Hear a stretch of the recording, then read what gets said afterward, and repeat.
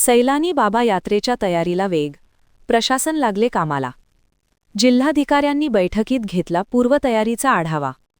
बुलढाणा तालुक्यातील मौजे पिंपळगाव सराई येथील सैलानी बाबा दर्गा परिसरात साजऱ्या होणाऱ्या सैलानी बाबा यात्रा महोत्सवाच्या तयारीला गती आली आहे. या यात्रेच्या पूर्वतयारीच्या अनुषंगाने जिल्हाधिकारी डॉक्टर किरण पाटील यांच्या अध्यक्षतेखाली समन्वय समितीची आढावा बैठक त्यांच्या कार्यालयात मंगळवारी घेण्यात आली. बैठकीस जिल्हा परिषदेचे मुख्य कार्यकारी अधिकारी गुलाबराव खरात, पोलीस अधीक्षक निलेश तांबे तसेच विविध विभागांचे अधिकारी उपस्थित होते. सैलानी बाबा यात्रा महोत्सव 25 फेब्रुवारी ते 12 मार्च 2026 या कालावधीत होणार आहे. यात्रेदरम्यान विविध धार्मिक व सांस्कृतिक कार्यक्रमांचे आयोजन करण्यात आले आहे. 2 मार्च 2026 रोजी नारळाची होळी पेटवण्यात येणार असून त्यानंतर यात्रेला खऱ्या अर्थाने सुरुवात होईल. 8 मार्चला संदल मिरवणूक काढण्यात येणार आहे. ही मिरवणूक ग्रामपंचायत पिंपळगाव सराई येथून मुजावर परिवाराच्या संदल घरातून रात्री 8 वाजता निघून गावातील प्रमुख मार्गांवरून परिक्रमा करत जंगलगाठ रस्त्याने सुमारे 4 किलोमीटर अंतर पार करून रात्री 12 वाजता सैलानी बाबा दर्गा येथे पोहोचेल. 12 मार्च 2026 रोजी फातेखानी कार्यक्रमानंतर सैलानी बाबा ट्रस्टकडून प्रसाद वाटप करून यात्रेची सांगता होईल.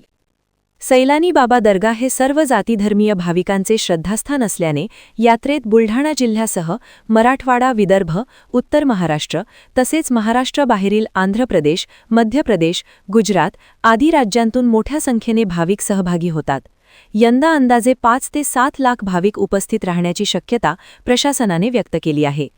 यात्रा व्यवस्थापनासाठी महसूल विभाग, पोलीस यंत्रणा, जिल्हा परिषद, पंचायत समिती, आरोग्य विभाग, परिवहन विभाग, विद्युत वितरण कंपनी, सैलानी बाबा दर्गा ट्रस्ट, मुजावर, ग्रामपंचायत पिंपळगाव सराई व घाटनांद्रा, सार्वजनिक बांधकाम विभाग, नगर परिषद बुलढाणा, चिखली, पशुसंवर्धन विभाग, अन्न व औषध प्रशासन आदी विभागांच्या तयारीचा जिल्हाधिकाऱ्यांनी सविस्तर आढावा घेतला.